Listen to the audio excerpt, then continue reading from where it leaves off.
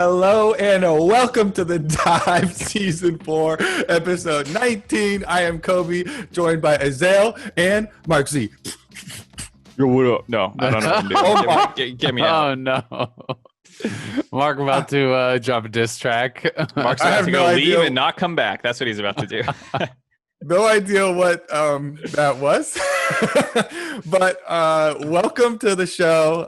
Another new week of the dive. We had a pretty exciting start of LCS, and we got a lot of questions about our previous dive episode because we had a super good conversation, both about the path to pro as well as aging players. So kind of wanted to start again picking up on some of the questions that people had last time around and discussing one of these topics from a different angle, not revisiting stuff that we already said, but we did get some about if you were a player right now in North America and you're trying to be one of the new talents, what steps can you actually take? Because we can sit here and people complain all the time, but what actions can you actually take to start improving and earning that spot? I mean, I think the obvious way to actually get attention and to try to get a spot is through scouting grounds, right? Very clearly, if you actually qualify, I believe it's like top 4 of every position on scouting grounds, or at least I think that's what it was last year. I attended pretty much all of scouting grounds last year, and there are lots of pro players there watching you. There are lots of pro coaches, people who qualify for scouting grounds, do well at scouting grounds, get signed. As simple as that. Right. And I think that, that is why the solo queue experience does matter. I would also say that sometimes people, I think lose track of how important, the impressions that they are giving other pro players are. Yeah. You need to really be on your A game all the time. People who are just inting away games when they get frustrated or really toxic or passive aggressive and stuff. Guess what? If you're in Challenger, there's a very high chance that there's a pro in your game, either on their main account or a Smurf or something, or their friend is in the game and telling them how you're annoying. And when you get that kind of reputation, and we all know that there are players out there that get those reputations, no one wants to play with you. And that is something that people really have to be cognizant of as well. You have to be consistently having a good attitude, and or at least not a negative attitude, right? The bare minimum is enter the game /mute all, don't say a word, and try your best. Yeah. When I was on Team Liquid, multiple times our players were the ones to be like, hey, this guy was really good, keep an eye out for him. Like we got Bunny Fufu from basically solo queue. Phoenix as well was someone who was on like a challenger level team, but we didn't really know that, and we just recognized him from solo queue and stuff. To your point about toxicity, solo, someone who's in the LCS right now, we had players back then who were like, I don't want him on our sister team, because we had a bunch of sister teams, and I don't want to play with that guy. Yeah. And he lost out on at least some opportunities with us because of that reason, that in solo queue people did not like him. And so to your point, if you're playing well in solo queue, and you don't even need to be, like you said, a super nice person, but just playing well, people will notice. There was a clip of Double Lift on Reddit hyping up a support that he was playing with on stream. And then if you want to take that next step to do a little bit more than just being a grind lord who's good at solo queue, start reaching out to the pros, try and add them to your friends list, talk to them a little bit. Don't be annoying, plug your Twitch. That's annoying. But if you just want to be hey, I'm trying to get into the LCS, or I'm trying to go pro, do you have a tip or anything, or, yada, yada, yada. Make a social media account, interact with people. Five Fire, I know, does that. And that's when I found out about him, was I saw his Twitter and stuff like that, as well as being really high rated in solo queue. So you can do stuff like this. Yeah, I had several points. And one of the main ones that you touched on is if you want to be part of one of these organizations, people have to want to work with you. So the social aspect, and this is true in any job, by the way, this is not just true in team games, but it is really emphasized in team games, and especially team games like this, where in some of the situations, they still have gaming houses, people live with each other. You work so closely in this situation that it's, tenfold of what you would think that you have to present yourself for a normal job. Because of the amount of interaction that you have with the other players. So that to me is paramount. You have to be a nice person. People have to want to work with you. That's baseline. The other thing is like you're talking about for solo queue, I think this should be one of the driving factors to make solo queue better is, people that are trying to claw their way to the top. You don't have to hire an editor or anything, but even if you have a good clip, like just have your games being recorded when you're in high elo solo queue. When you get your game with double lift, with Bjergsen or something like that, and you have some pop off play, if you even just have your little Twitch clip or something, and try and post that can gain traction. It's some of these small things where you just keep throwing them out, keep throwing out clips and stuff like that. Maybe one of them blows up. The other thing is the rules with scouting round you have to pay attention to, because they have stuff like you can't be a one trick. There's a certain ratio that you're allowed to play of like different champions. Yeah. So while you're climbing, pay attention to those, because your point about scouting grounds is super big. That's the system that we built up to try and help people get there. So apply through that and go through the proper channels.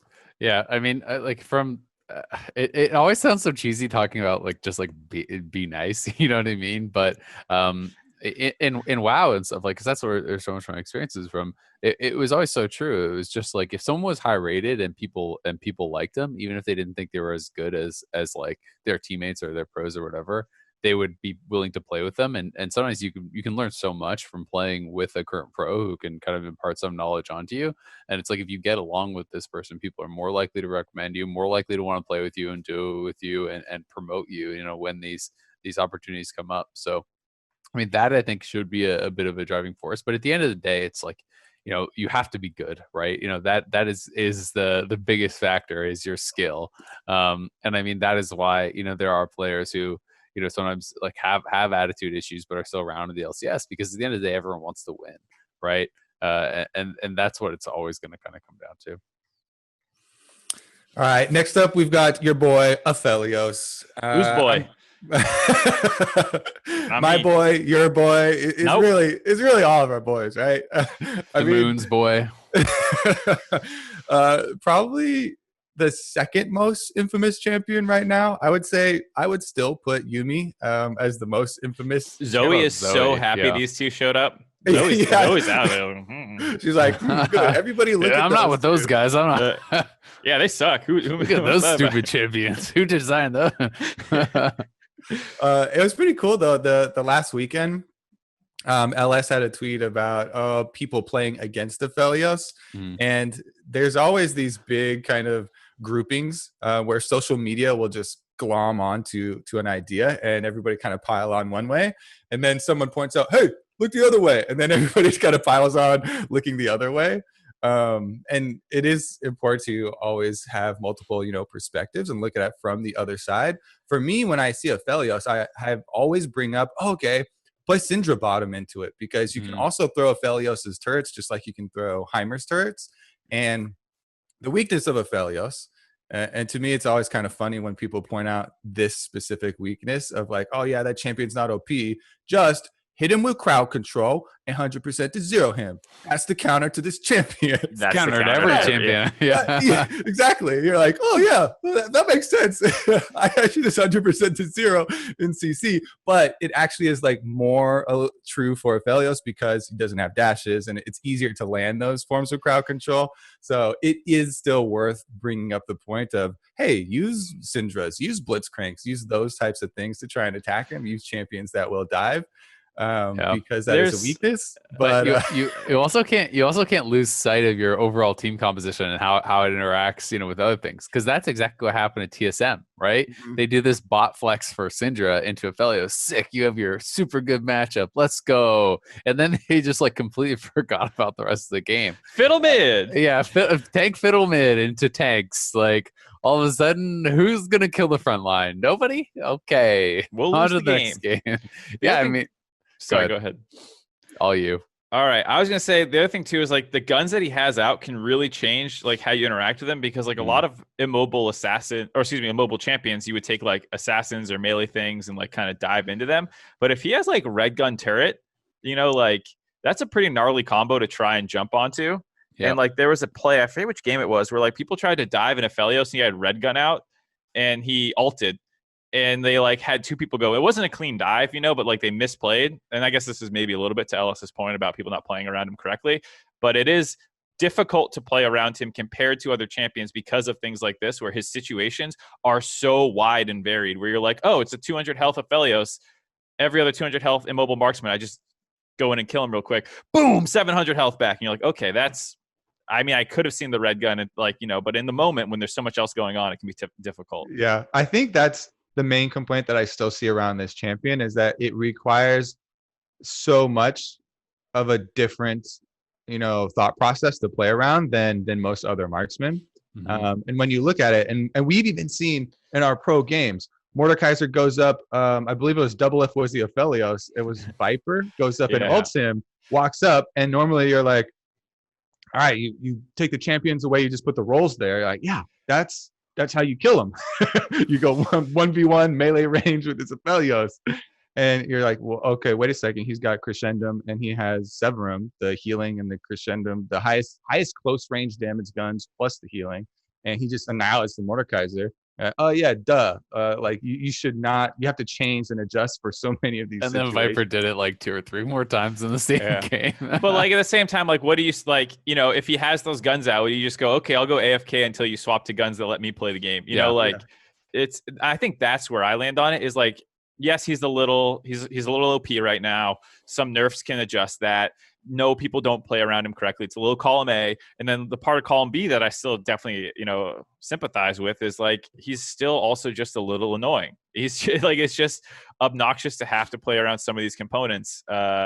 His peaks are insane, right? Like, yeah, and you can't really control them as the opponent team. So like in terms of like what the counterplay is like weight, which is like not always a fun option. Well, and sometimes you're doing something and you don't even know what he has, and then he comes out of Fog of War, and it's like, okay, we already doing this, right? Like I recently had a game where we were enormously ahead. The Aphelios was like 0-5, 0-6 or something, and we started Baron, and he just like, their team that like we almost have the Baron down, and he just like over the wall, like one of his teammates forwards, and then he just ults us, and he almost 100-0'd our whole team because we're all stacked with the Infernum ultimate, right? And it's like things like that. Maybe we could have anticipated that he could have it or whatever.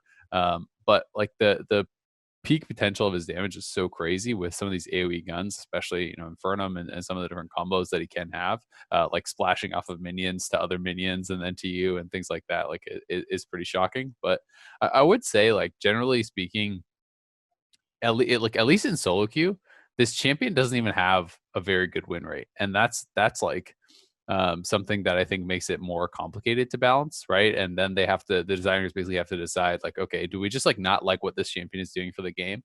And if you don't like what the champion is doing for the game and you think that it's unhealthy or unfun or whatever, you can pretty much just kneecap it, and then it's like, okay, well, now no one's gonna play Aphelios, right?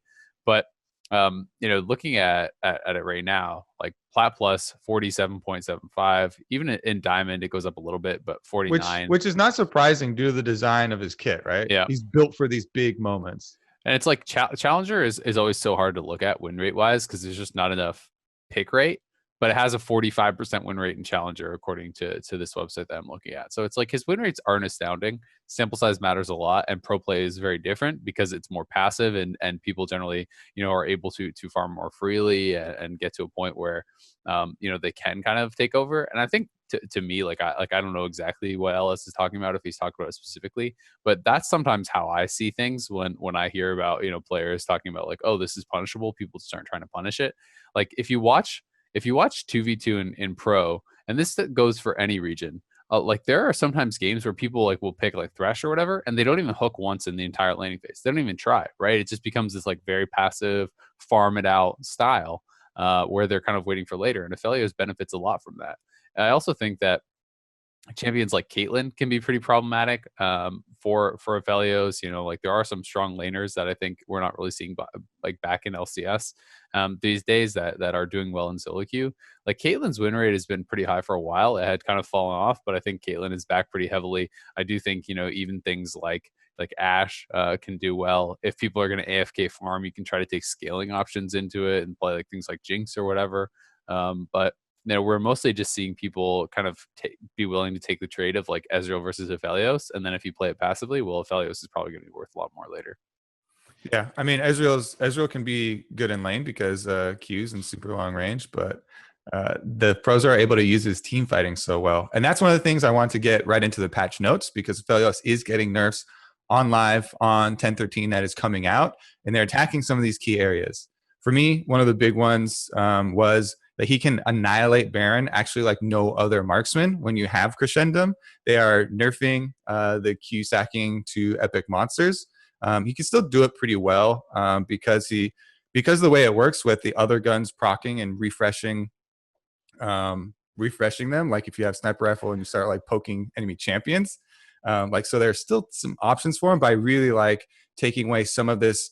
Oh my God, we left Aphelios and like one or two other champions alone with the Baron for 10 seconds, and the other team was able to get this big objective that's supposed to require a lot of investment. And then they also hit the ultimate a little bit for the the follow up bonus damage for the crit. So I think those are both good.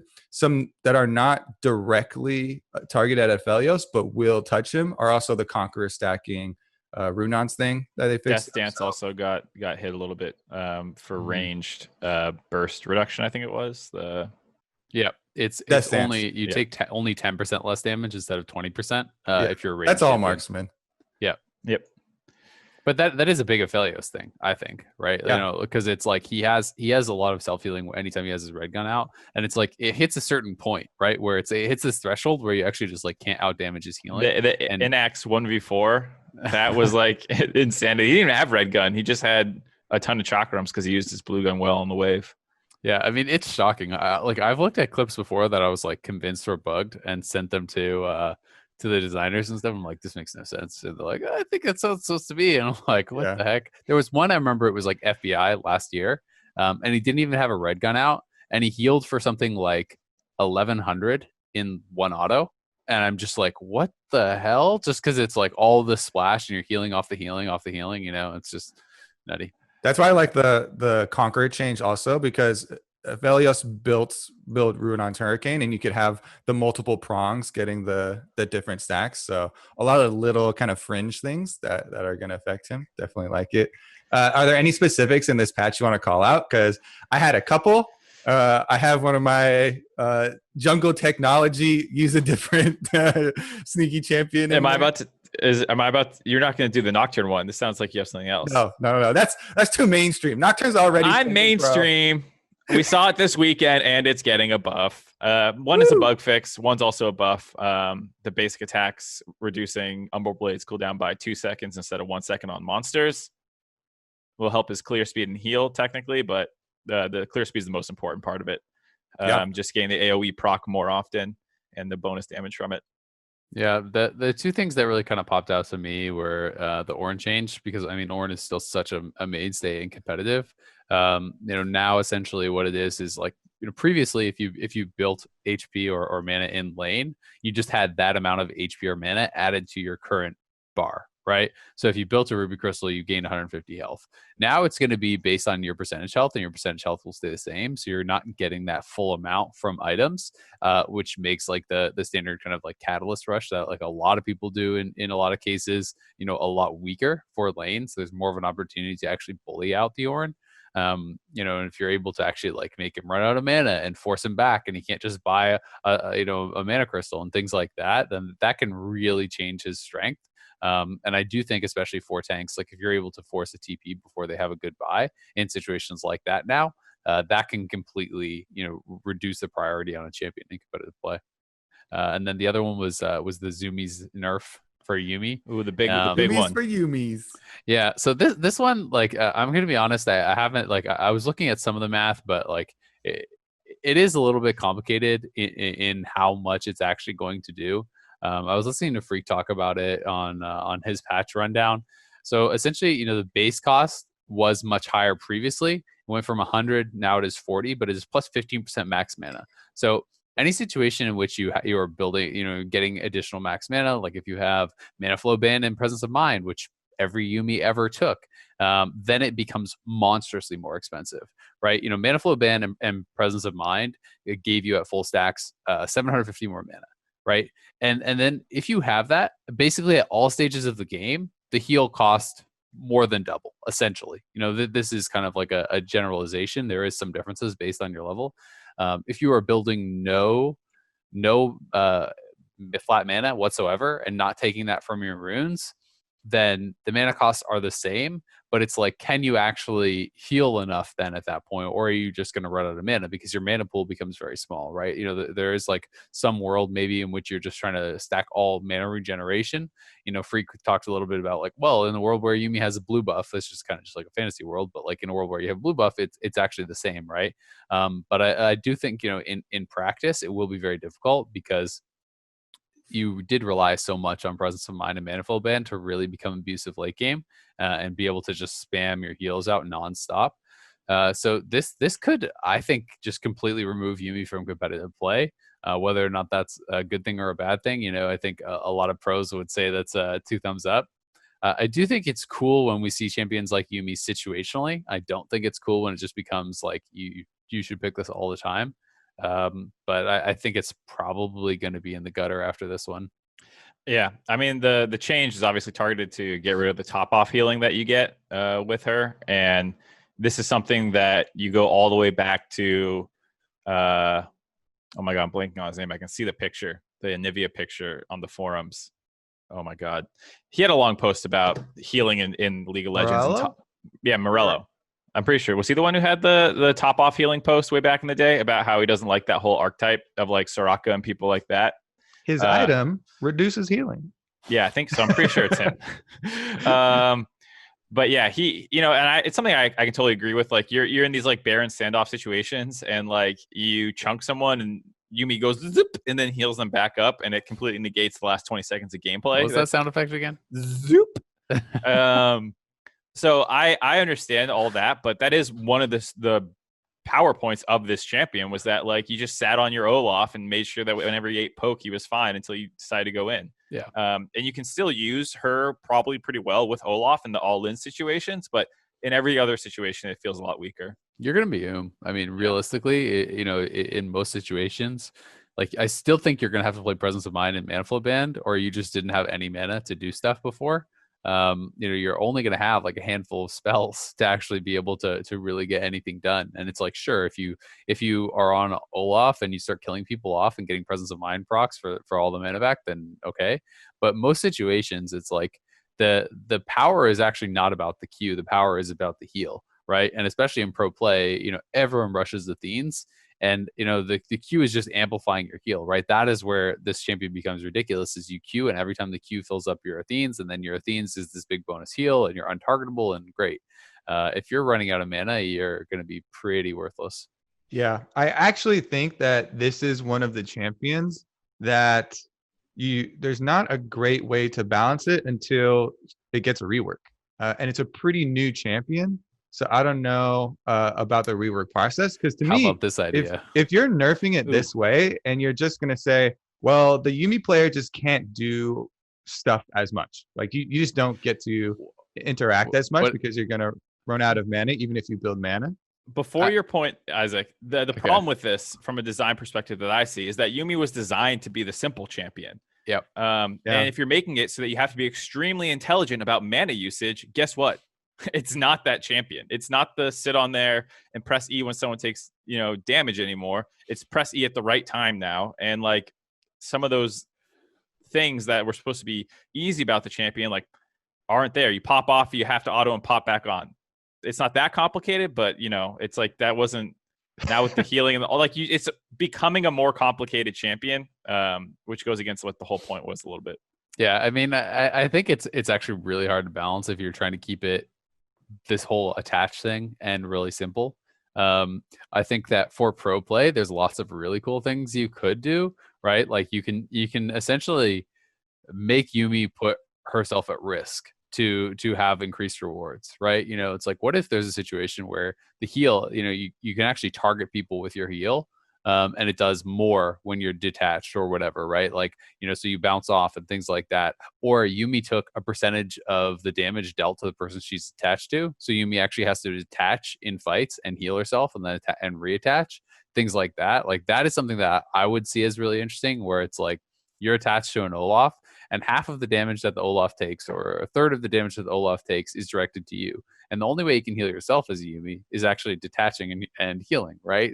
Things like that I think could be interesting and add some element of risk to what she's doing, because that is, I think, the main issue is that Yuumi is not like putting herself at risk enough, right? And whether that is done through she takes damage, or she gets additional bonuses when she's detached, or when you CC the person she's attached to, she gets detached. There has to be some element of risk. That is what the champion is missing, and that is what I think people are really frustrated by. Yeah, and an even more basic way is talking about counterplay. That's always something that they highlight really effectively. Is champions can feel really good to use and can be powerful if playing against it, you feel like you've got good counterplay. Currently versus Yuumi, your counterplay is you better build some healing cutting, and if she happens to want to pop off and you for some reason found her popped off, hit her with a stun. That feels great to me. And I'm like, oh my God, if I get that opportunity, I'm stunning her ass. That's my number one priority. So she can't jump on anybody. And you just feel so good. Like, I got you, idiot. You got caught off somebody. But late game, she never detaches. Yeah, the counterplay is such a big thing. And I feel like that's one of the main issues. That's why I'm like, okay, I think it might need a little rework or something before you can get to some nerfs that people actually feel good about, where you can use a champion still, or get in kind of the middle ground. Mark, did you want to add something more on Yuumi? I was gonna say, I think the ideas that Azael's talking about are all interesting ones, but it gets back to what's the identity of this champion? Because if it's supposed to be an easy one, new players are really not watching their health bars closely, and you're not going to realize that you're dying. You're so many new players are going to die attached to someone, and it's that's why this champ is such a problem for me. Is I liked the idea of what they were trying to do, and it's just not really worked in my eyes of new players. Well, yeah, I mean, anytime you have something that's designed to be simple and you don't have to do that much, and then it's utilized extremely effectively by pros, that's going to be too much. But anyways, I really liked this patch. We're having a lot of discussion about ways to nerf and things that could have been go to your jungle thing. Let's done differently. Just to recap, though, I really liked how they nerfed a lot of the super strong pro champions: Aphelios, Ornn, Syndra, Yuumi, even Kalista. All of these things super high priority in professional play, and all of them got hit in pretty meaningful ways. Mm-hmm. But let's get into the laboratory. I do like Nocturne. I think I'll probably start playing some more Nocturne because of your bus rate is just better clear speed. But what I've been trying to do for a while, ever since they added all the weird, Darius has more damage to jungle monsters and Gnar has more damage to jungle monsters. I've been trying to get Gnar gameplay in the jungle, and it has not been great. But wow. Whenever it feels like this is one of the champions they're not giving up on buffing. And let me cast your memory back to Echo. There was a period of time for about 4 or 5 months where you could tell every consecutive patch had an Echo buff on it. And I'm like, they really want people to play Echo and Echo to show back up in pro play or something, because there's 4 or 5 consecutive buffs to it. And then it got to the point where they're like, all right, Echo is one of the ranked one jugglers right now, and we gotta tone him back down. I feel like Gnar is one of those champions right now, because 10-4 they give him the buff, 10-8 they give him a buff, 10-9 they give him a buff, 10-13 they're giving him another buff. This most recent one is the attack speed on Hop, which isn't super big for jungle, but you can use it for more clear speed when you are mini. And it's just a good buff to the champion overall. So every patch, when they have the Gnar buff, I'm getting back in there. I'm testing again until it works, because Gnar is actually a really fun champion to play just by itself also. And coming from the jungle, he does have a lot of options, even though before I was doing Warrior, I'm going to also try Cinderhulk and see if I can be a bit of a timing your Mega Gnar for ganks and stuff would be pretty tough, though. I'm surprised this was your takeaway with Gnar. I'm like, he's one of Volibear's worst matchups, and we're seeing tons of Volibear, and he's getting buffed. I know he's weak right now and stuff. You're surprised that I want to use a shiny new thing in the jungle, Mark? I didn't think that you wanted that shiny new thing. That's like a I don't even know. Kobe wants everything. He wants everything in the jungle. Yeah, I'm like, Kobe's down for the Yuumi jungle. I thought he was going to talk about Nunu got buffed. I thought he was going to talk about Nunu. You know, AP. this No one goes AP. Vi got buffed. I don't know. But I didn't think it was Gnar.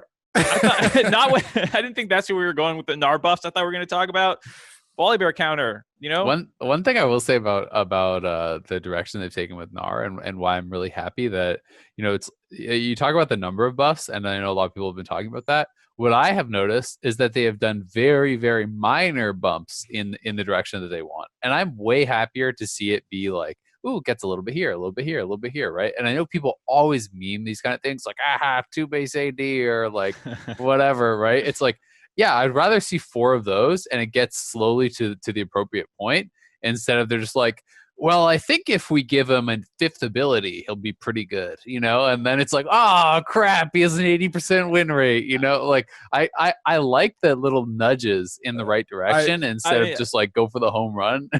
So Volibear, that went from the lowest win rate jungle to the highest win rate jungle after the hotfix plus plus one patch. I think, and everybody's gonna agree with that. I think nobody likes, you know, something coming out of nowhere to be the new king. And the Volibear one, I think, is a little bit different situation, because I know that, you know, from spending a lot of time talking to the designers and working playtests and doing all these things, and in the past, is that there was a lot of data that suggested that if a new champion or a rework or whatever comes out and isn't like popular at the start, like isn't getting a lot of play, it pretty much never recovers. Like just people just don't play this champion, because most people give something a shot at the start and then they form their opinion on it, and then that's their opinion on it, unless there's some like major shift, you know, like that really kind of pushes things in the other direction. So that, I know, is why, you know, if a new champion or a rework comes out and is hot garbage, as the Volibear was, to be honest, then they are going to quickly be like, all right, make this thing good so people will try it out, and you know, and make sure that, like, if they like the play style, then they like the play style, and then we'll fine tune, you know, as we have more time. But they don't want to leave like a new champion in the gutter for a couple patches in a row, because then no one plays it. Yeah, that makes a lot of sense. I also like the slower patch changes, but things like Yuumi or like, you know, real problem champs, you want to take them out at the knees, I'm with you. You got that red button meme? Yeah, I'm like, break glass off with their head. The other one I kind of noticed, and this is a little bit smaller, but the Guardian nerf, because I really do like Guardian. I think it's not that big of a deal, because, you know, it's like, okay, at level 18, it's 50 less. Late game, the, like, you know, 50 isn't going to make that big a difference, and you're almost never actually getting to level 18 as a support anyway. Like, that's like a, you know, 1 in 100 games. So I don't think it's going to be that big of a deal.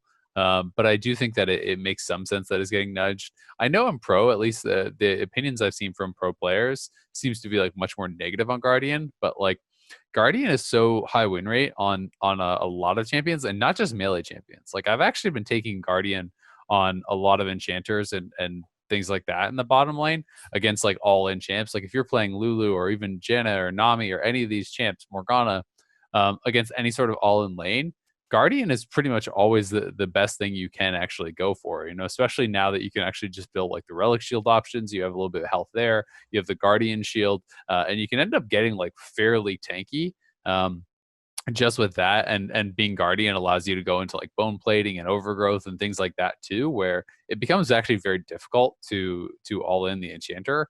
And if you can't do that, it's like, you know, these champions are incredibly powerful in team fights. Yeah, I think it's one of those runes that is easy to use, which makes it a lot better in solo queue. And I can understand why pros might want a higher impact, more difficult to use rune.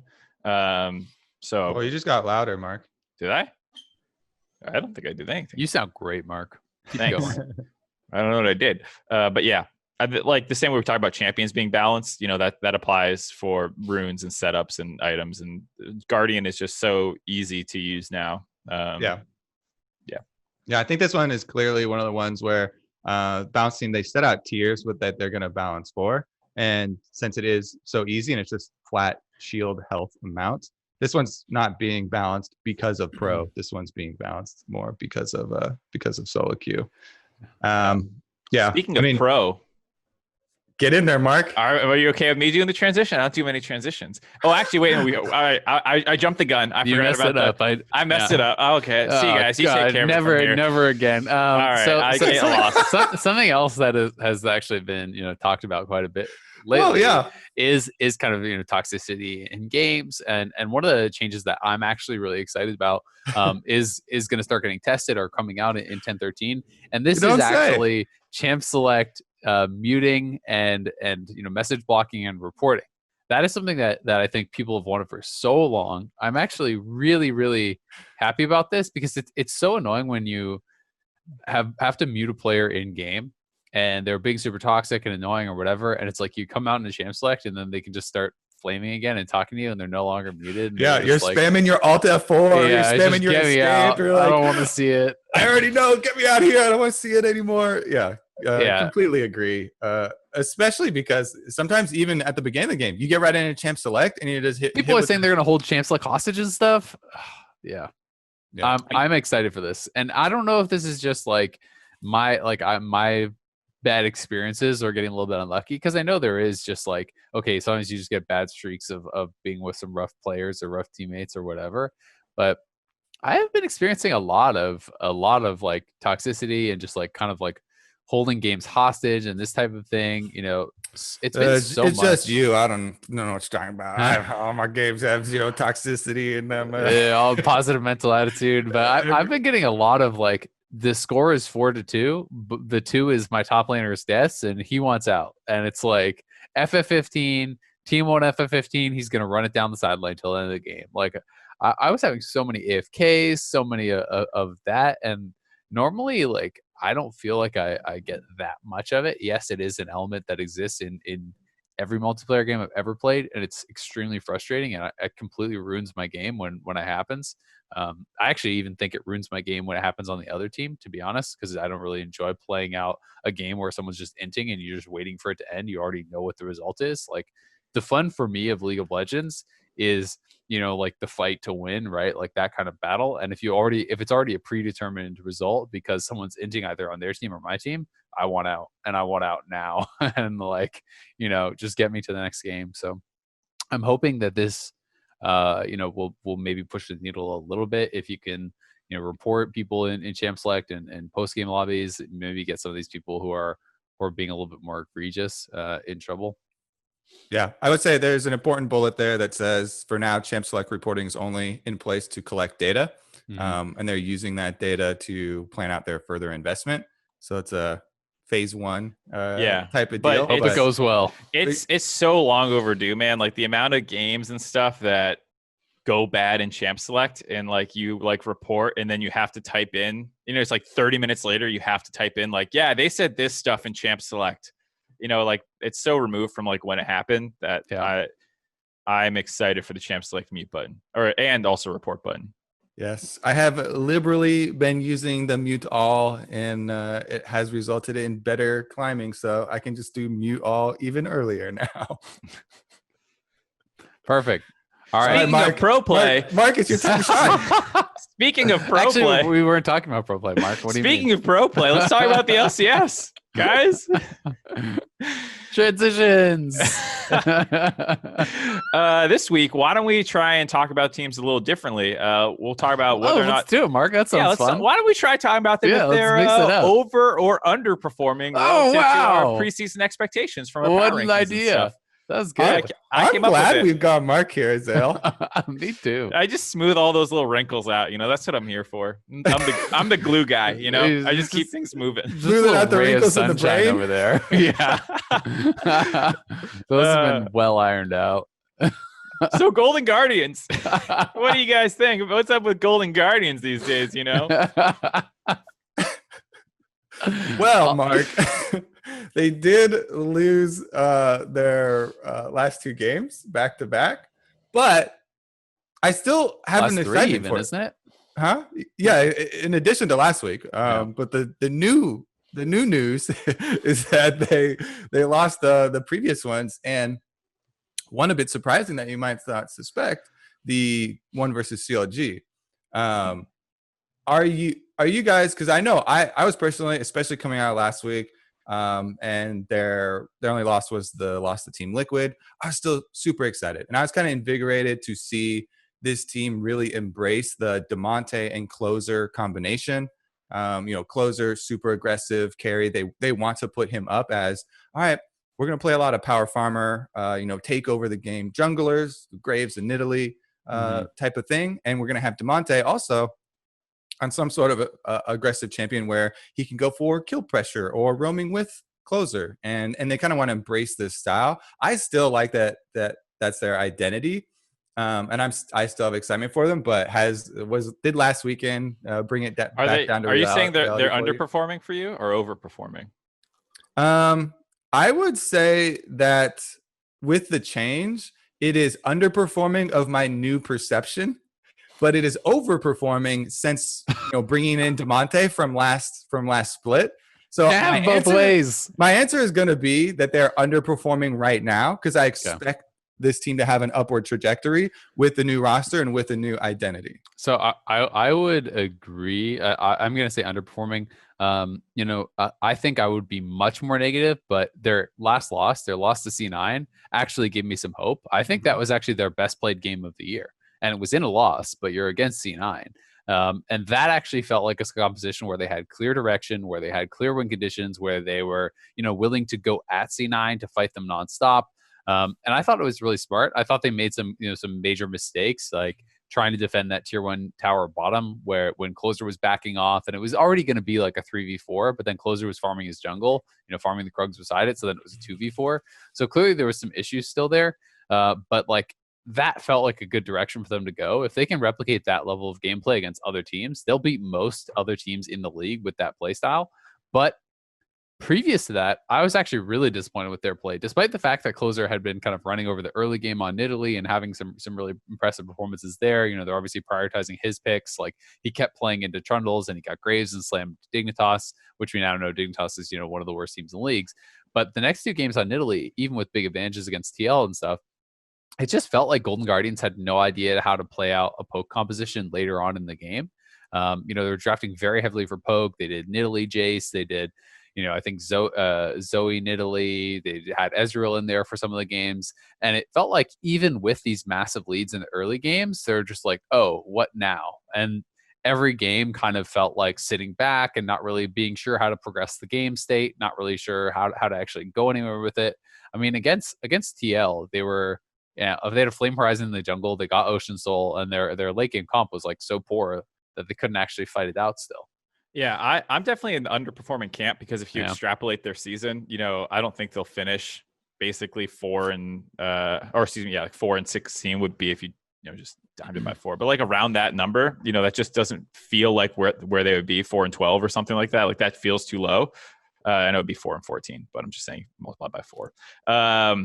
But I think they should do better. They do look better than their record, but I wonder how many of their late game decision-making and macro problems are masked by bad drafts right now, because so many of their drafts have been early game focused, like you're saying, or poke comps that are hard to execute in the late game. And then their game versus C9, where they did have a good comp, they were still losing late game fights where like they'd all turbo dive in to kill Sven, kill him, and then have no other backup plan and stuff like that. I think they're better than they've shown, but even if they show up their drafts and beat some of the lower tier teams, I am still concerned about their late game because there's nothing about them that screams this should be a good late game team. Like it's a lot of younger talent or veterans who are not in their peak form anymore, I guess you would say. So like I am still a little hesitant to call Golden Guardians like a for sure mid-tier team, but I do think they're better than their record. So I would say to both of your guys' points, they have not been drafting or trying to be a late game team. So the Team Liquid example that you're giving in their big lead, they're playing against the team that is definitely going to outscale them. And so I think the criticism is they should have closed. Should be pinpointed on that mid game and pushing ahead because they made a couple of mistakes early. I remember casting this game and they give up a kill bottom lane, plus they messed up the first dragon. And when you're trying to be the team that has more pressure on you to win early, messing up early, giving a kill bottom and losing the first dragon is a huge hurdle to get over. And so they eventually got to this point where they still got it back and they got a pretty big lead, But I think that one of the biggest mistakes was allowing Team Liquid to just kind of walk up to them and get that team fight, right? That's why I was like, oh my God, Impact. He's walking up to them on Mordekaiser and then forcing these fights, grabbing somebody multiple times. And I was just like, he just won the game for Team Liquid. He's getting the fights for the Aphelios with frontline team. And I thought that was big. So I would probably say Golden Guardians, they have, for me, a good game plan. And I like their direction because I want more teams to say, all right, we're going to play the riskier game style. We are going to try and be the exciting, attack you early, take over the game, and finish before you outscale us style. So I hope that they are underperforming and they have an upward trajectory because they, if they look back and improve on these games and they can make that style better, then we'll have more teams that are following in the footsteps of Cloud9 and trying to push our region more that way. Is kind of how I felt about it. All right. Nidalee, by the way, in the LCS, I believe she is 0-5 now. So not a lot of teams have had success pushing ahead with the Nidalee style. LCK was good. I watched a Peanut game in the LPL as well. Peanut still got it for Nidalee. I saw him tweet out that he got a game MVP. Yeah, examine some of the successes. I think that there is footage out there for. It has a 48% win rate or something, including NA dragging it down. I think it's exactly 50 around 48. now. Because ours is 0%, by the way. Yeah, we're not helping that. We're making the champ look balanced. And I don't think it is, one of these overpowered champions, actually, No. To your point, because there are Graves and Olaf are a lot easier to play a very similar style. I think Nidalee is definitely more difficult because you have to transition into this weird position where you start out as super aggressive power farm jungler. You want to be able to do 1v1s and have these, strong AP ganks. But then later you're like, I buy my Athenes now and I become half support, right? And heal our carries, give them the steroid, and you have to choose your time to commit.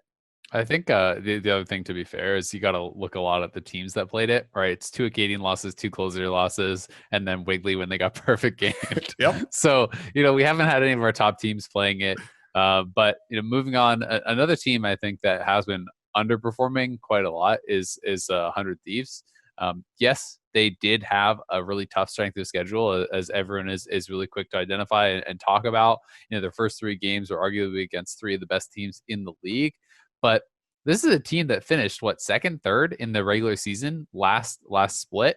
I think expectations are fairly high for them. I think expectations are that they should at least be competitive near the top, maybe not against Cloud9, but against everyone else. And I don't think that they have looked actually competitive against those top 3 teams. It felt like they were getting completely run over. I really didn't like their drafting in a lot of the games. I do think that their last game, did feel like a lot better. But it was against, a pretty lower level team. It was against Immortals, who was one of the weakest teams in the league, and they got, the Someday Renekton, kind of like a good matchup there, and played through that. And that's more what I was expecting. And I know there's always kind of this argument with 100 Thieves around the Someday's your best player. Should you be playing through him and emphasizing him, or should you be using him to hide draft deficiencies elsewhere by blind picking him? But when they're just doing, they did multiple Ornn blind picks that didn't work. And game 3 was the most egregious to me because I'm always against this situation where you're saving your pick for last, and you're on like side. The Aatrox into Ornn. No, this pick's horrible. Last pick Aatrox into Ornn. That's literally just like a 50-50 matchup that you wouldn't have known who blind picked, right? And I think that's something where it's like, oh my God, you just completely threw away your red side advantage. That's terrible. And that's something that I think almost every region in the world, there are some exceptions, but almost every team, except for those outside of the LPL, where they're more aggressively counterpicking. And then I guess we see some, maybe from some of the really good European teams like G2 or something. But in general, people are not getting enough out of red side. And that is why in the past, when we've looked at win rates, LPL has always done way better on the red side because they're willing to take the Fiora into the tank or do whatever. Yeah, I was gonna say on that one, I was really hoping for the Kale top because they also had good junglers for it. They had an Olaf, and the enemy had a Graves, and the Graves Ornn combination isn't something you have to be as worried about if if you have the Olaf to try and get Kale at least to the 6. And if you can split the jungle, it does so much. And I kind of want 100 Thieves, and I would like press an identity on them, but I want them to be the team that just commits to top carries. Have one of our teams just go all in on this strategy. I want to diversify our team so that we have the different camps of identities. Like, all right, Golden Guardians, you're going to do the super jungle carry with you and Demonte trying to be mini Cloud9. And I want 100 Thieves, all right, commit to someday utilizing Fiora and Kale and all these types of carries and win a game that way. So that we can really explore those avenues and have our teams make each other better rather than, all right, we're also going to do Ornn top and Azir mid and Aphelios bottom, and we're going to 5-on-5 you. I think we all agree 100 Thieves is underperforming to spring expectations, but counterpoint, they overperformed in spring. And this is more what you would expect, because I think you can say they have, they got trashed in those games, in their first 3 games. Yeah, they got trashed. But I'm saying like they have real weaknesses in their roster, I think. And people point to Ryoma and Stunt. They started playing better at the end of the last split when they went on their run, but that doesn't mean it's always, going to be that way, or they might not have a step backwards. Meteos is definitely not playing as well right now. So like those are things that if they can get back to their form in spring, sure, but this could also be not an underperformance. His Olaf game, I just remembered the last Olaf game. I was just like, oh my goodness, I felt so bad for him. You just see like 3 instances of them like start an objective, and then Meteos is like, oh crap, like tries to ult and run out, or he gets blitzcrank pulled and then tries to ult and run out, and you're just like, that's the saddest little Olaf that I've ever well, seen. and there was the Callisti game against TL. They should have just had the Baron, and somehow they messed it up. One of the most guaranteed secures in the game, probably the most behind maybe Cho'Gath. Yeah, it's not looking good. Sorry, that was not a good note to end on. Get me out. You're supposed to be the 100 Thieves rep right now, Mark. By the way, I see you're literally wearing 100 Thieves. So what do you mean? There's no.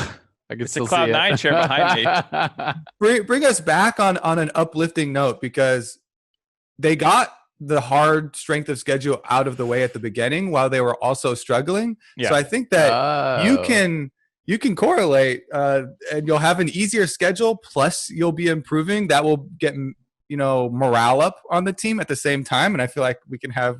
Here, I got a positive note for you. How about Dignitas? I don't think they're underperforming. I just think they're that bad. How is that positive? Not underperforming. They're doing great, playing to expectations. I think they'd rather be underperforming. They probably think they're underperforming. I don't know, man. I think that they for sure do. Dignitas and Immortals have looked so bad, and almost like irredeemably bad.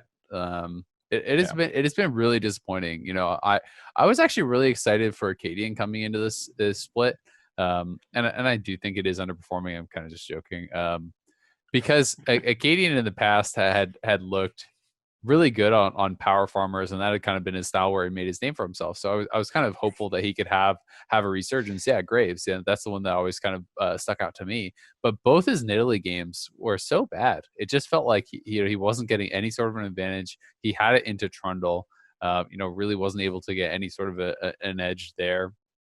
And it just doesn't feel like he's playing with that killer instinct that I do think you need when you're playing, especially a champion like Nidalee, where you need to be aggressive, you need to be farming your opponent's jungle. It felt like he was, either nervous or being too passive or whatever.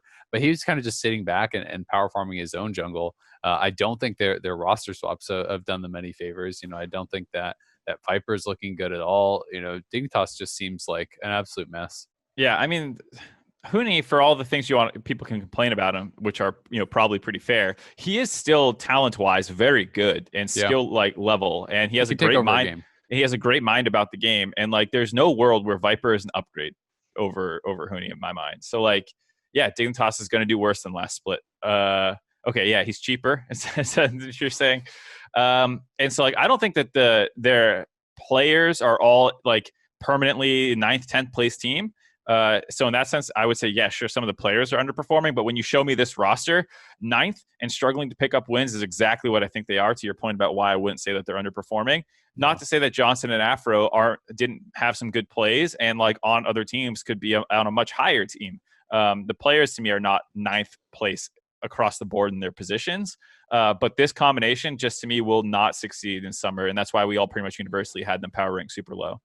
Yeah, that's why I put them as underperforming, because I don't have a super high bar for them. Excuse me. But they're still under it after their roster swaps. But I'm trying to take away some positives from the week, and that's our whole point of doing overperforming, underperforming. We can have lower bars for the lower teams. Aframu and Johnson, they were really good. Exactly. That actually got me excited in something. In some of the games where you are looking for these kind of shining lights, and it was cool to see Aframu making a lot of plays with the Thresh, and the Bard game too. Him partnered with Johnson, who was last split one of the guys we were hyping up as some of the influx of new talent and top of solo queue. Those are the type of things you want to get excited for. Obviously, they still have a lot to improve on. I think they can do better. I don't think they're going to, surpass a lot of the teams in wins or make a super high charge up the ladder, but we can see improvements. Yeah, I mean, if Afro and Johnson can maintain that level of play, like that's a duo that like I think Mark said, you could do really well on another team with another roster surrounding them. So I'm at least excited for that. It feels good to see Afro doing well, because he had a bit of a downturn since he won MVP not that long ago, and he has it's like 2 years, I guess. The years now, but it's been a downturn for him, right? And it feels good to see him doing well again. He's always been kind of one of the most recognizable faces in the LCS. Yeah. All right. So here's a interesting one. Cloud9 at the very top, smashing everybody. Underperforming.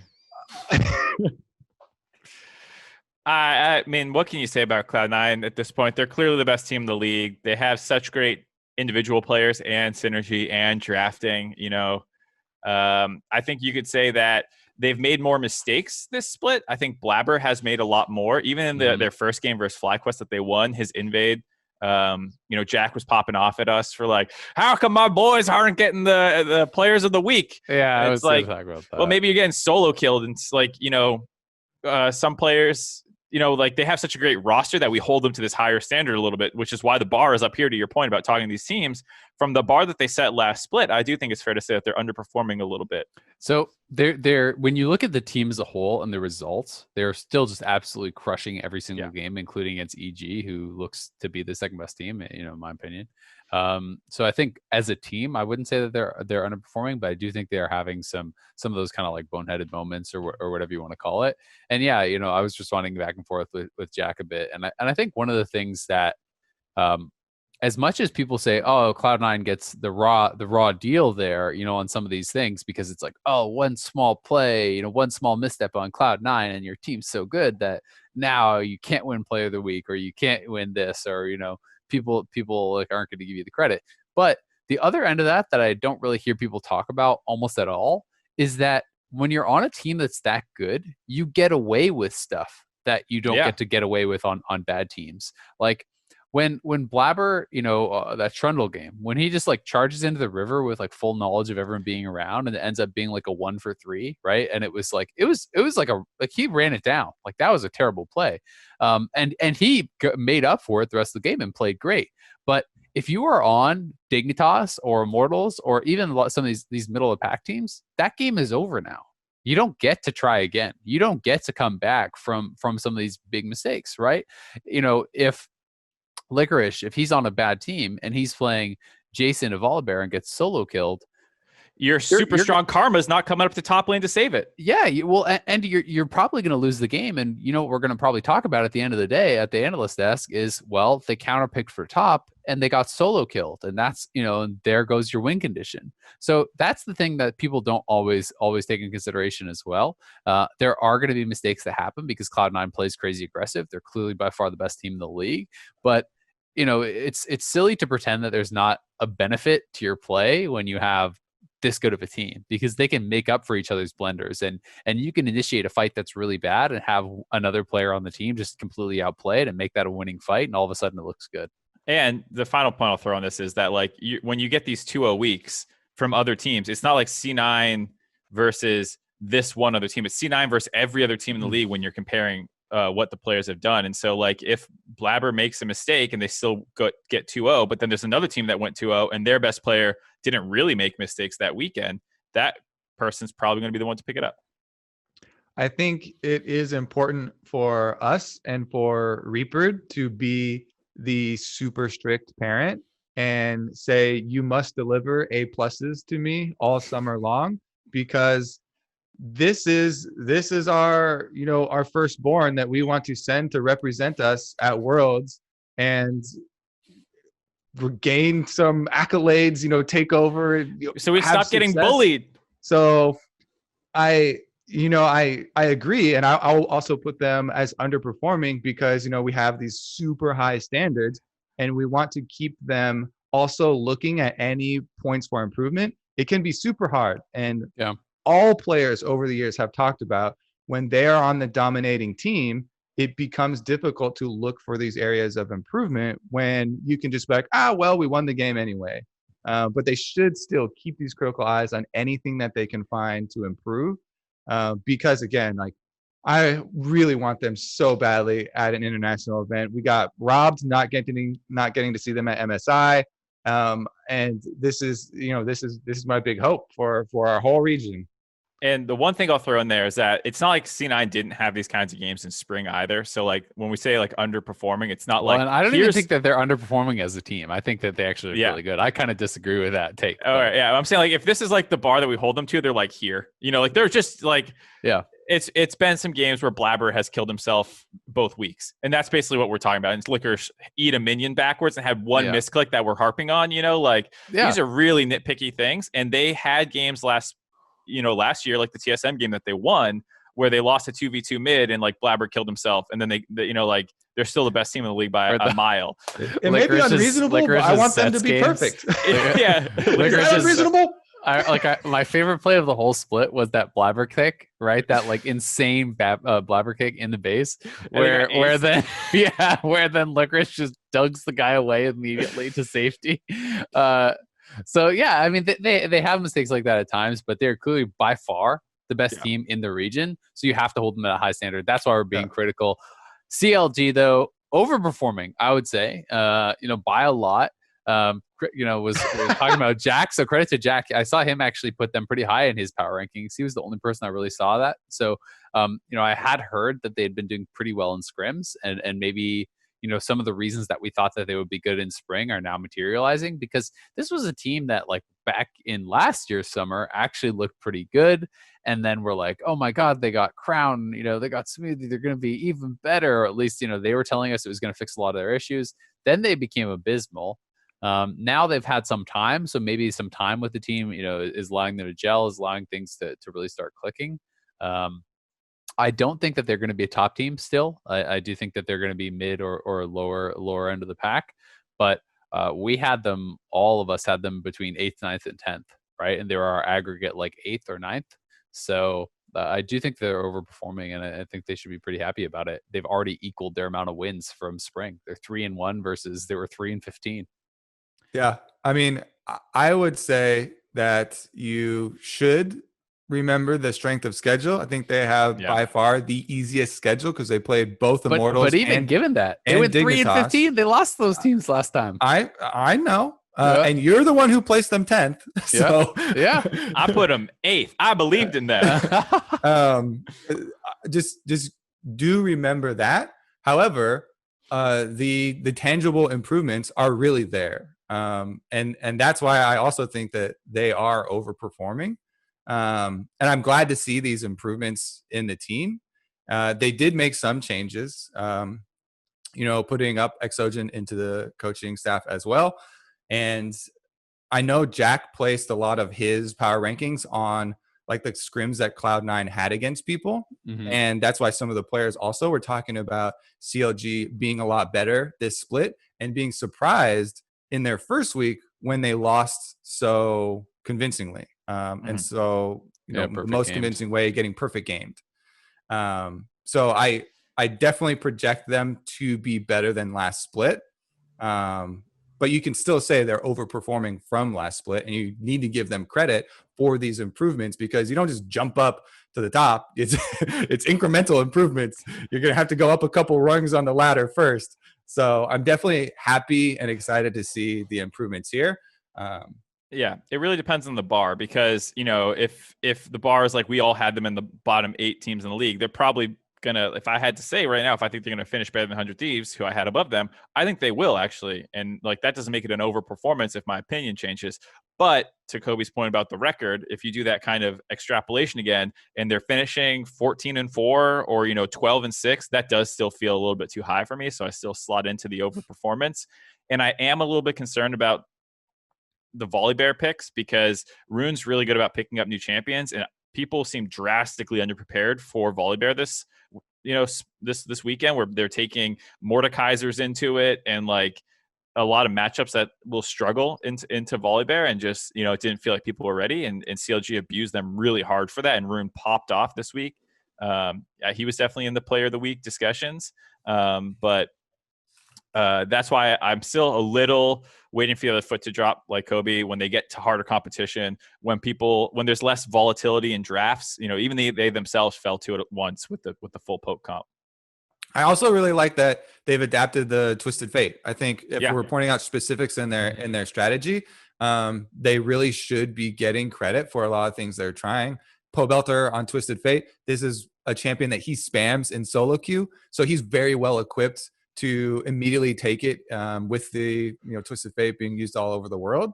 I think they're also playing to their players' strengths. So that's why I kind of mentioned some of the changes that have gone on in CLG. I know, especially from the outside, everybody's like, oh my God, they still have all the same players.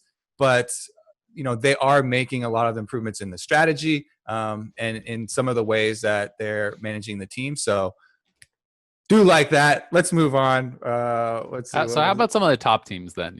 Like FlyQuest, EG, those are the teams that are kind of in the argument for like who's the best after Cloud9. What do you guys think about some of these guys? Well, I think after EG's victory over Team Liquid, I think for most people they're the contenders.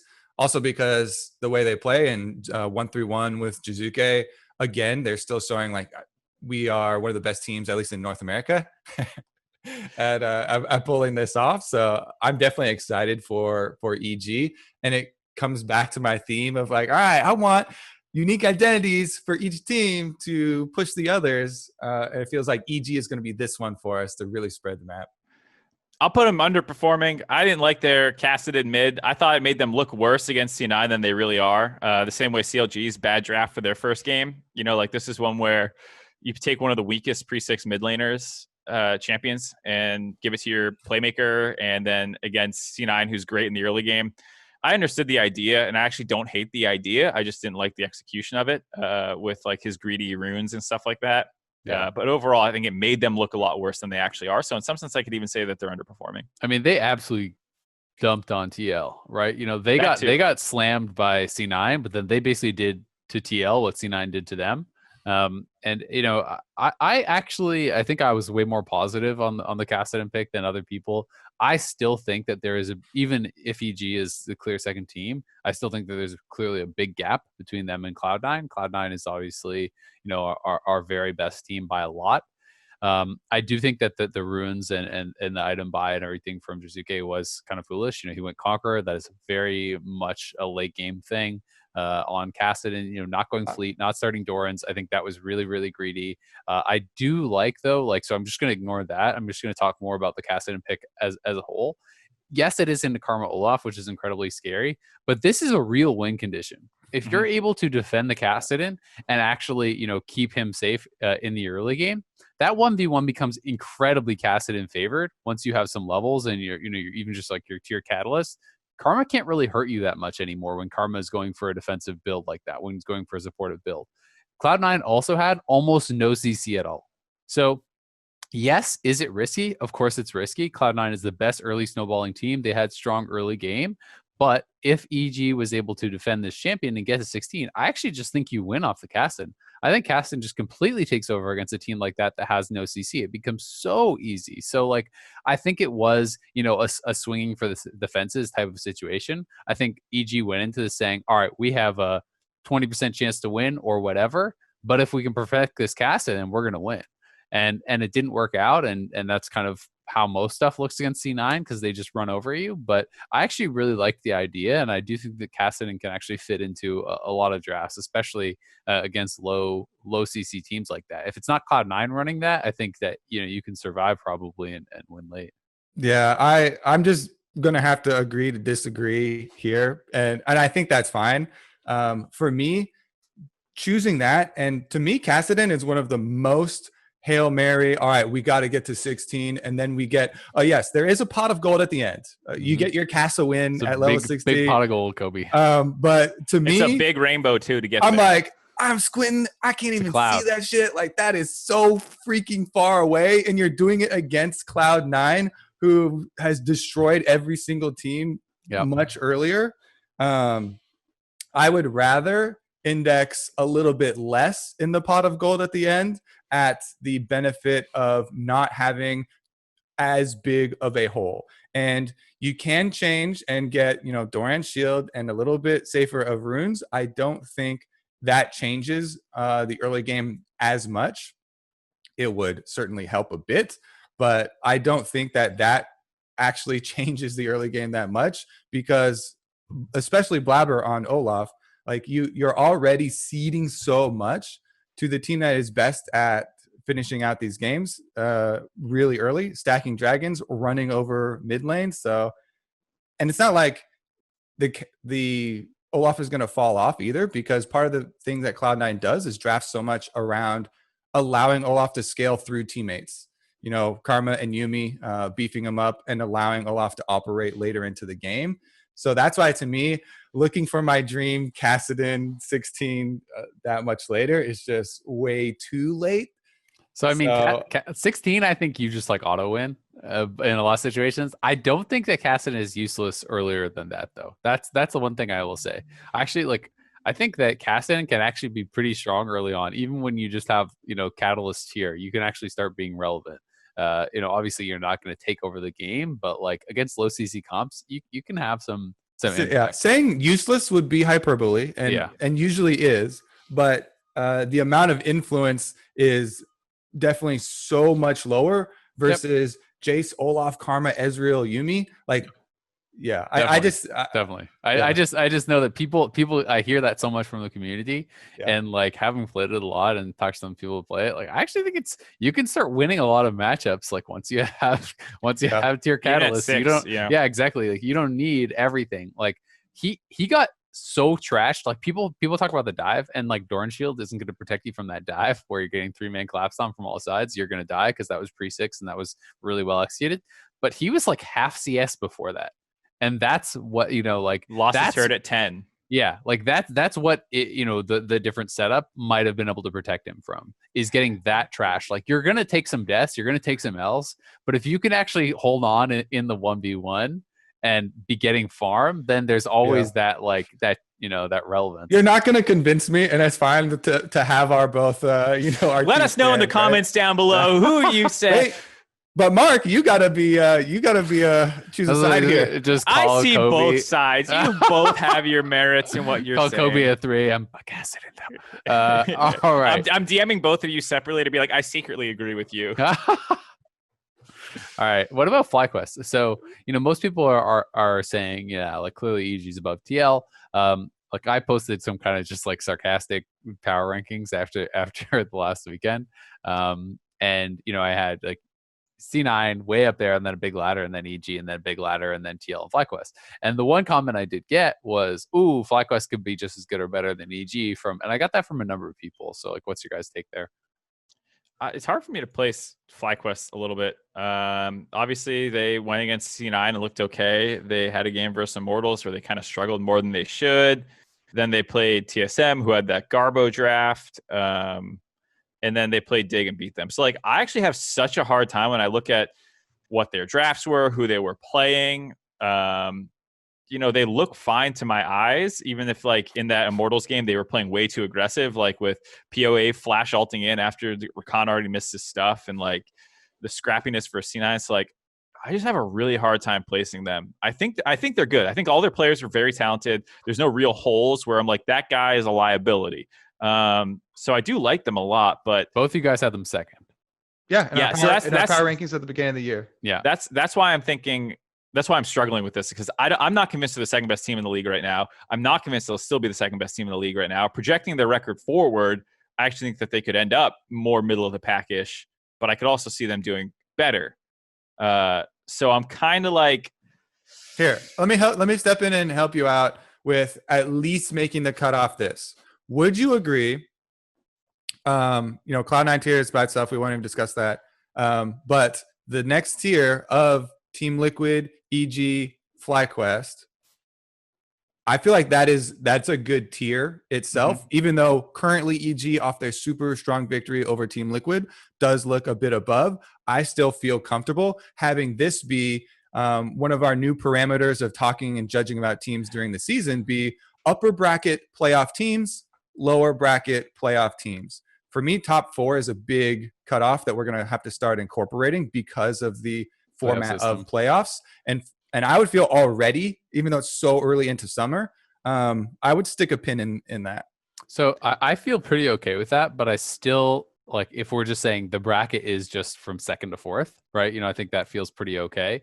But I feel like there's a pretty big gap between what EG has shown me and what TL has shown me, for sure. I also think FlyQuest hasn't beaten a single good team yet. So, like, just putting that out there, the TSM draft was absolute garbage, and TSM hasn't been doing well anyway. So, really, they lost to Cloud9. You put them second, by the way. Yeah, and I think, and we'll get to that. And I think they're doing really bad. But like they beat 2 of the absolute worst teams in the league. They lost to Cloud9, and then they beat TSM, who had probably the worst draft of the year and isn't playing well. So that is like, I can't blame FlyQuest for that, but I just don't know where to put FlyQuest. And then TL, I actually don't think TL looked as good as I was expecting. I think that their game against Golden Guardians, it was like, okay, you kind of like sat around and eventually you outscaled them. They didn't know how to close the game. Okay. They got absolutely trashed by EG. Their TSM win becomes somewhat less impressive as we see how poorly TSM is doing against good teams. And like all of a sudden the TL wins aren't feeling that impressive. I really don't like the drafting that they have been having. It's been like really kind of like passive, wait for late. And I was expecting more of like the get aggressive with Broxa, go in there with Jensen and try to like slam mid jungle 2v2, because I think they're so talented there. So I've been kind of disappointed. So at least with what I've seen so far, I do feel like EG is a little bit in a tier of their own. That may change significantly in the coming weeks, but just based on the first 2 weeks, I feel like it's Cloud9 and then it's EG, and then it has to be like another tier before we talk about those other teams. I would throw FlyQuest in the EG tier. I actually think FlyQuest does look pretty good. I just don't know whether to call it underperforming or overperforming. I'll just say that they're performing at expectation, basically, because we also have to factor in the MASH substitution. He's been pretty good, I think. Not like he's playing perfectly, but he has slotted in and not slowed them down at all, which is a good a decent substitution, depending on what you're trying to get out of it, which feels like maybe motivating or trying to learn for the future, not about temporary improvement. So I'm pretty good with FlyQuest. I still had them second. I don't think they're actually second, but they're not so far below I'd call them underperforming. TL, I think, is overperforming. I'm with you about that. Like, they're 3-1. I don't think that they'll finish 12-6 or 14-4 or anything like that. I think they'll drop games as they start going up against the other people in their tier that they're in right now. Yeah. Your points about draft, I think, are hold up pretty well. And I think they have the talent to not be or overperforming right now, but just at their actual level of play, I don't think is that high. Even that 100 Thieves game that they won, why'd they get Baron? Like, they kind of threw, honestly, a little bit. So I'm not super hot on them. But they obviously could get there, right? But yes, the potential's there. But right now, TSM, Kobe, you pointed them out. Yeah, I had them really high in preseason rankings. I did think that they would be kind of in the mix with that upper bracket group, right? And I thought that they could even be on the top end of that upper bracket group. I do think that they have been very disappointing. I think the TL game was a disaster. like the one thing that is kind of giving me some hope that maybe they can turn things around is that there's like such glaring, obvious problems in their losses. You know, when you think about TSM, they're 2-2. Their 2 wins have been pretty solid. Not against great competition, but their 2 losses, obviously, they got trashed by FlyQuest and TL. The TL game was that absolutely abysmal Spica Kane game. You know, there were other issues, but like that was terrible.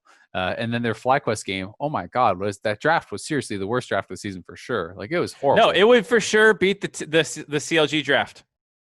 The full poke with Cassio. It would beat the full CLG, but no tank, because they don't need the kill tanks. But in the context of the game, like they had no ability to kill the team, and that is one of the like most classic examples of drafting for your matchup. You're drafting in isolation, and you're not thinking at all about the bigger picture. Like that was just terrible. It's one of those situations where you're like, all right, well, Tank Fiddle is good at this. And Syndra is good into Aphelios. This is great. We have like 2 winning matchups here. And then it's like, you know, fucking just Tank with like 4,000 MR just walks up and you ult him for 3 damage. And you're like, well, who's supposed to kill that guy? I guess it's the Lee Sin and the Volibear.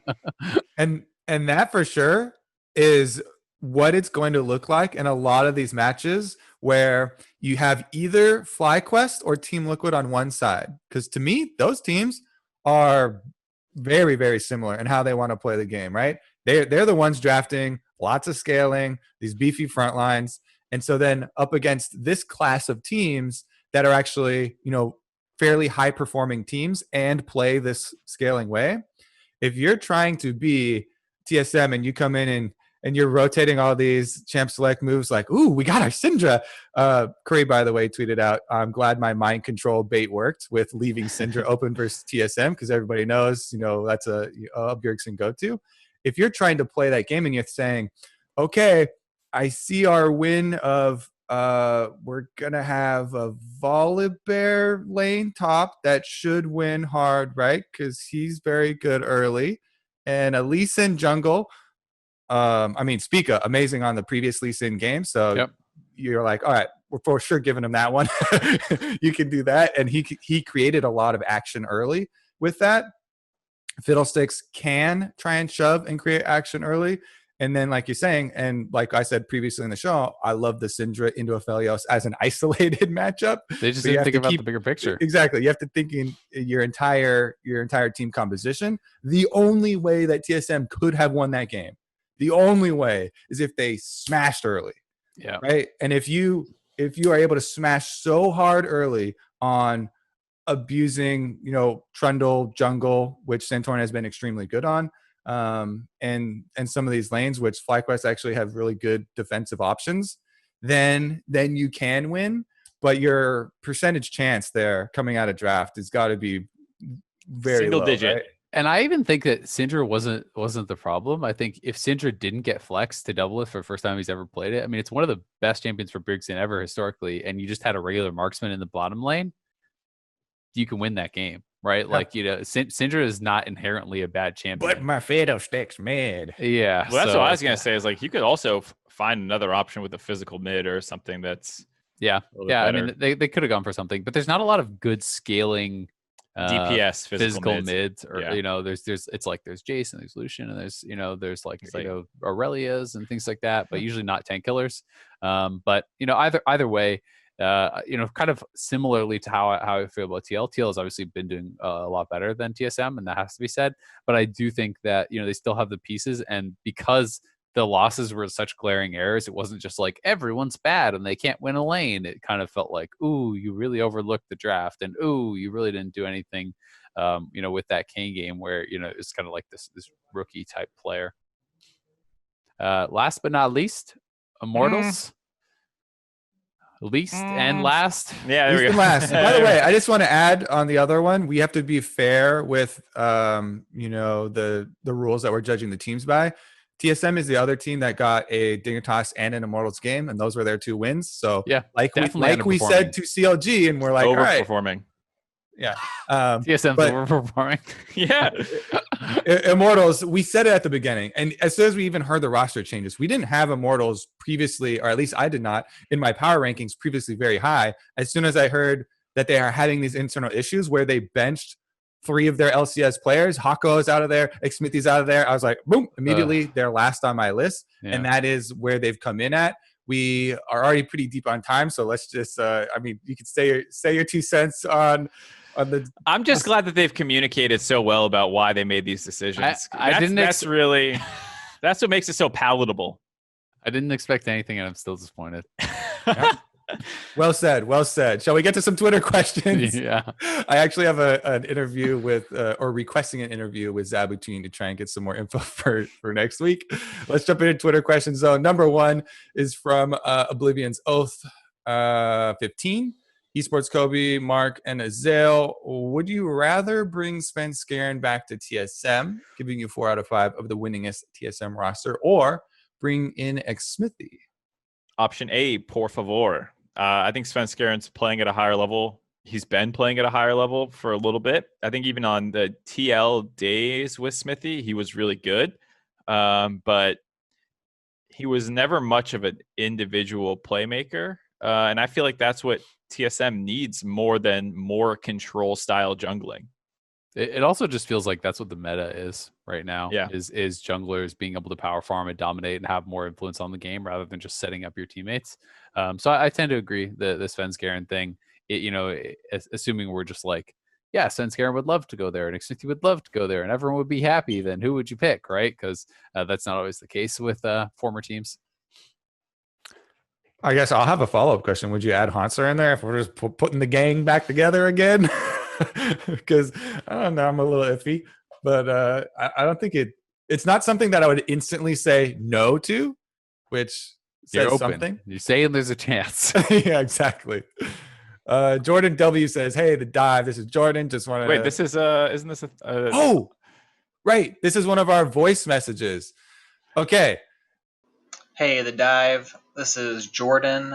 Just wanted to know if you ever think we will get to the point where we will have coaches in comms for the entire game, like traditional sports where coaches can call out plays real time and make adjustments while the game is being played, like basketball or soccer.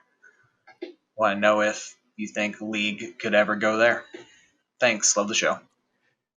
You pointing at me?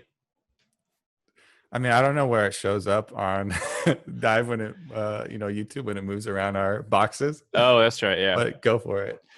This is a question that comes up, I think, every so often. Every couple of years we talk about it.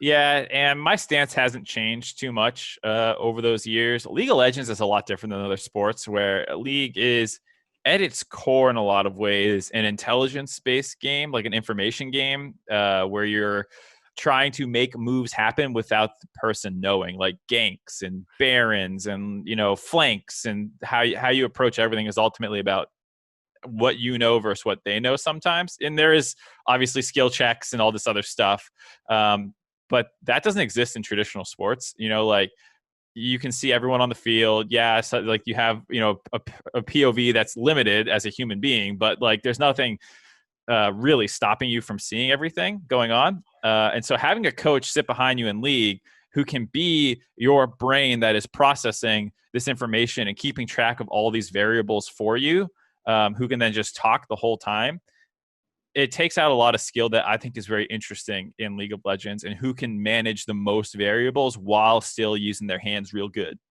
Yeah, I kind of like the intelligence-based game, and I started thinking information. So we have like agility-based games, and that's melee, bro. You break your hands. Strength-based games. Honestly, yeah. The thing that I always come back to whenever this topic pops up is that decision-making and planning is so much a part of the game that if you separate the two from being a good player, then you only have to have solo queue players or practice 1v1 matchups all day, because there's so much that goes into a strategy game, an intelligence-based game, as you're information we've dubbed it now, that it really does change too much for me. That would change too much professional play from the game that I play at home, where I have to think about everything. And a lot of it is teamwork. A lot of it is planning around objectives and strategy of the overall game, not just, being told where or what to do. It also eliminates the strength of some of the players, right? Like we were just talking about like Smithy, right? That was always one of the strengths that people talk a lot about with him, is that strategical strength. And it's like, okay, maybe he is mechanically not as impressive as some of these other players. He hasn't always been like this solo queue beast or anything, but he's been such a smart player, and that has always been a really big edge for him in competitive play. And as a result, he's been the most successful North American jungler ever. So that is something that you would also be removing. I will say, I don't think it's just as easy as like Coma sits down behind me, and in this world he can speak perfect English, and now like all of his information is just imparted to all of us as we play. Because there would still, if there's one coach, there's still 5 screens you're trying to watch. You have to know who to tell when. So it's not as though like they can be driving your character the whole time, right?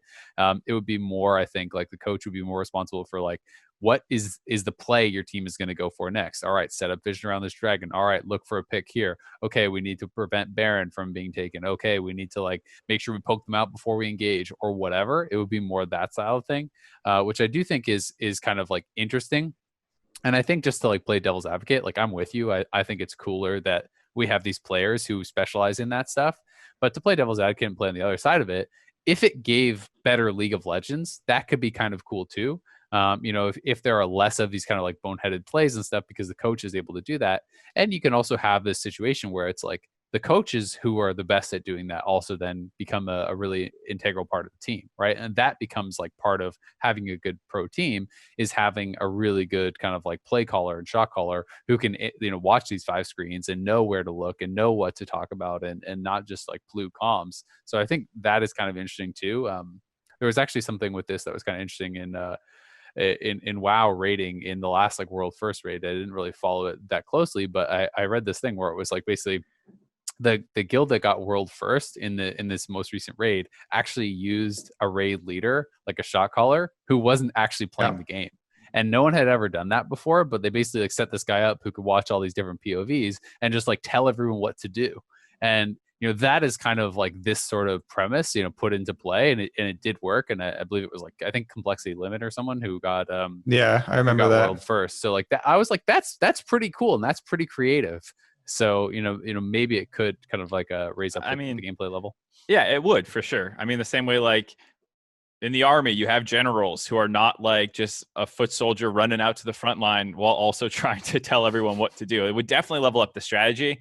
I think one part is the minimap is a really important part. Like people think pros, it's just like, we don't talk about it a ton, but like people just miss stuff on the minimap all the time. They'll run through wards, they won't see them, they won't clear them.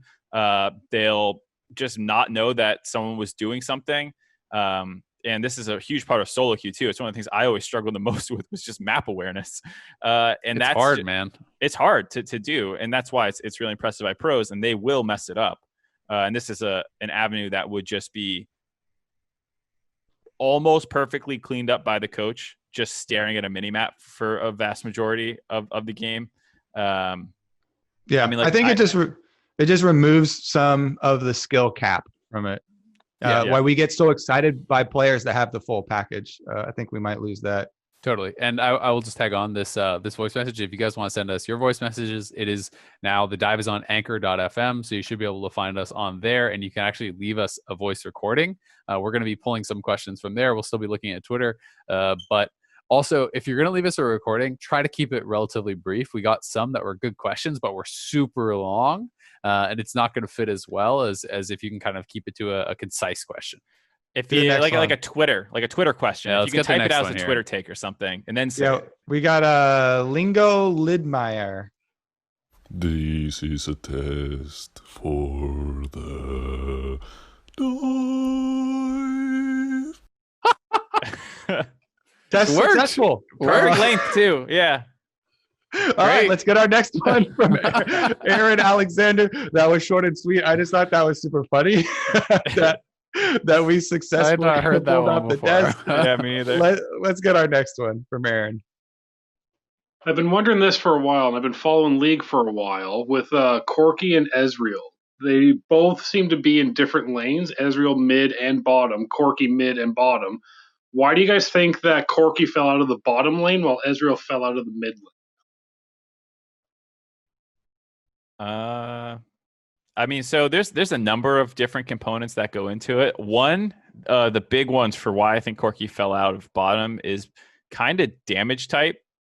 He just slots a lot easier into mid lane because you get a DPS magic damage champion, which is what a lot of mid lane already is. And so like you're not warping team comps to take Corki for the most part. Also, Corki scales incredibly well. Trying to get to your Trinity Force and package Levels. usage. Yeah, For levels. me, package usage from the mid lane gives you a lot more options. And since they've buffed package over the last couple of patches, it actually does mean a difference in the plays that you can pull off. And the more levels you have, you actually gain a tremendous amount of stats for your levels. It's over 500 gold for most of the champions worth of stats, which makes it more of a power move that Corkis can actually package in and use it aggressively. Where if it's your lower level AD carry Corki, he's probably have a lot higher risk of getting blown up on entry. Yeah, I mean, a lot of people also talk about with Corki, level 11 for rank 2 ultimate plus Trinity Force is a pretty big power spike there. So that's pretty important. As far as Ezreal, I tend to feel like, we have seen some AD Ezreal, but like a lot of times when Ezreal is mid, it's around kind of like, an interesting build like Runeglaive and things like that was kind of making him work, right? Where it was that lizard item when we had a long time ago? They built the jungle burning lizard one too. Yeah, he would. Yeah, there's been a lot of those, right? And that's often been where he has popped up in solo lanes is kind of around these like wacky builds. But I do think that one of the reasons that we don't see him as much in mid lane, at least currently, is his wave clear is really poor. Yeah. And it's really easy to abuse him as a lot of these other champions. I mean, Corki included. Corki, all of his stuff is basically AoE, right? You can be phosphorus bombing and using your Gatling gun and everything, and ultimate even just like poking out the wave and pushing it in. So Corki can do that. Ezreal really can't. And again, it's a lot of these mage matchups. You're just going to be pushed in, and then you're locked under your turret. And you're in the situation where then the mage and the opposing jungler can be doing things like invading and so on and so forth. And I think that's a big reason we don't really see a lot of them. Yeah. There's also some his matchups used to be a lot better because he used to have an attack speed slow on his W, which was hella oppressive. And so like when Ezreal did go mid in the past, even before he got his Runeglaive, he was actually a lane bully who could really dominate some matchups like Oriana's and stuff where they just couldn't keep up with him if he lands his W, shift in Q auto, and you just get messed up. And so like these kinds of patterns are not quite there as much anymore. So a lot of changes. Yeah, that's what I was going to tack on for the wave clear thing. For Ezreal, it used to rely a lot on gaining control early and constantly using your auto attacks to keep up. And it's a lot more difficult with the changes to a lot of the marksmen early. Okay, that is going to do it for this episode of The Dive. Thank you for whopper joining us once again. I feel like they have an absolute chonker of an episode.